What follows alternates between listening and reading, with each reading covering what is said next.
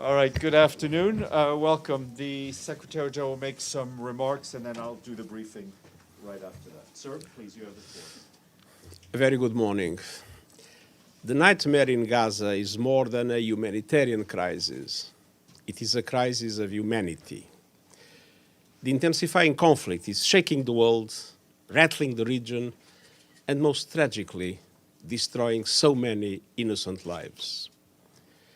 Ground operations by the Israel Defense Forces and continued bombardment are hitting civilians, hospitals, refugee camps, mosques, church, and UN facilities, including shelters. No one is safe. At the same time, Hamas and other militants use civilians as human shields and continue to launch rockets indiscriminately towards Israel. I reiterate my utter condemnation of the abhorrent acts of terror perpetrated by Hamas on 7 October and repeat my call for the immediate, unconditional and safe release of hostages held in Gaza. Nothing can justify the deliberate torture, killing, injuring and kidnapping of civilians. The protection of civilians must be paramount.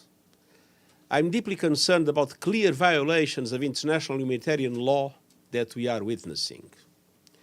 Let me be clear. No party to an armed conflict is above international humanitarian law.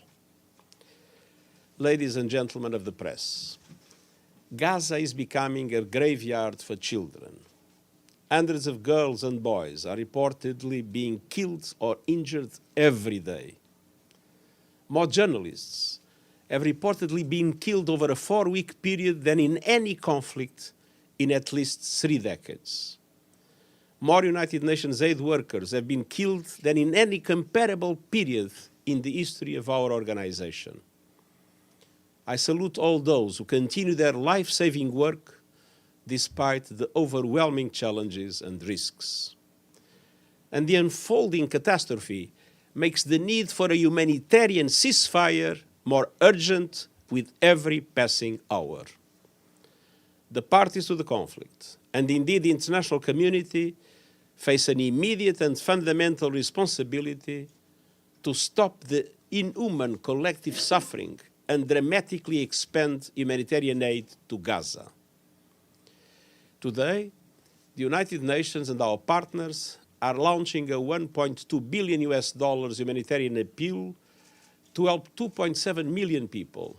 That's the entire population of the Gaza Strip and 500,000 Palestinians in the West Bank, including East Jerusalem. Some life-saving aid is getting into Gaza from Egypt through the Rafah crossing. But the trickle of assistance does not meet the ocean of need. And let's be clear, the Rafah crossing alone does not have the capacity to process 8 trucks at the scale required. Just over 400 trucks have crossed into Gaza over the past 2 weeks, compared with 500 a day before the conflict. And crucially, this does not include fuel. Without fuel, newborn babies in incubators and patients on life support will die. Water cannot be pumped or purified. Raw sewage could soon start gushing onto the streets, further spreading disease. Trucks loaded with critical relief will be stranded. The way forward is clear. A humanitarian ceasefire now. All parties respecting all their obligations under international humanitarian law now. This means the unconditional release of the hostages in Gaza now. The protection of civilians, hospitals, UN facilities, shelters and schools now. More food, more water, more medicine, and of course fuel entering Gaza safely, swiftly, and at the scale needed now. Unfettered access to deliver supplies to all people in need in Gaza now. And the end of the use of civilians as human shields now. None of these appeals should be conditional on the others. And for all of these, we need more funding now. In addition, I remain gravely concerned about rising violence and an expansion of the conflict. The occupied West Bank, including East Jerusalem, is at a boiling point.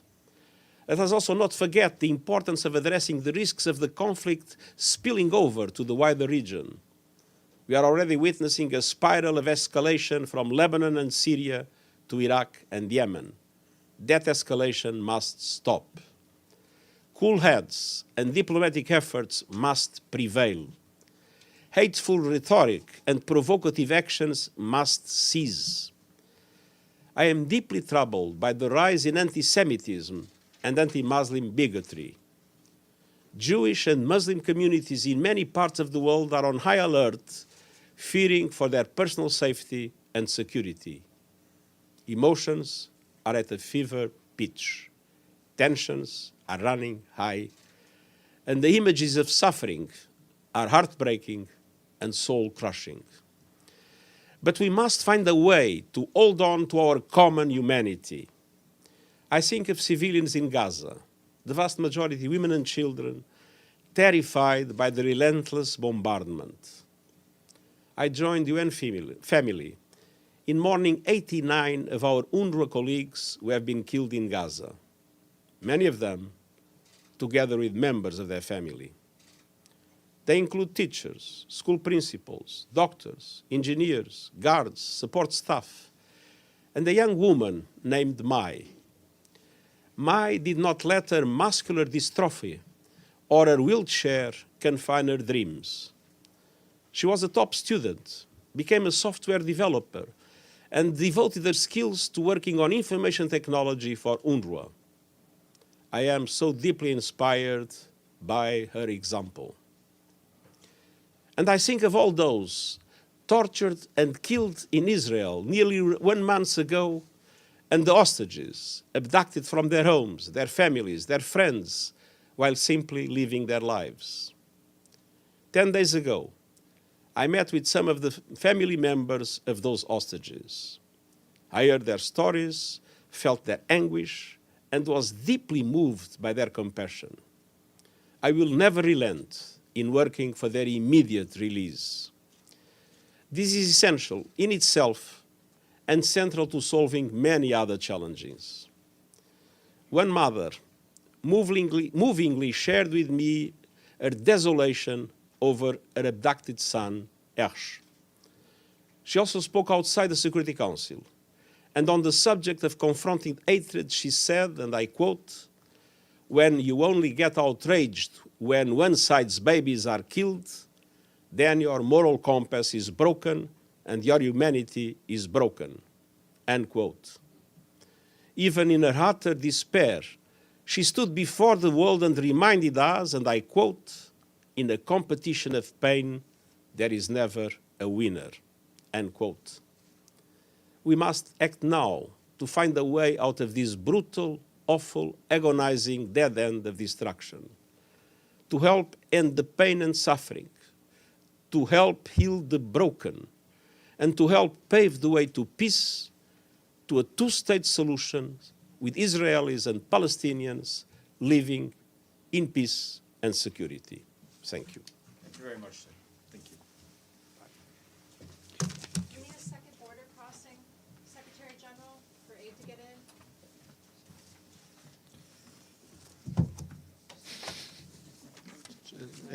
Try. You might as well try. I mean,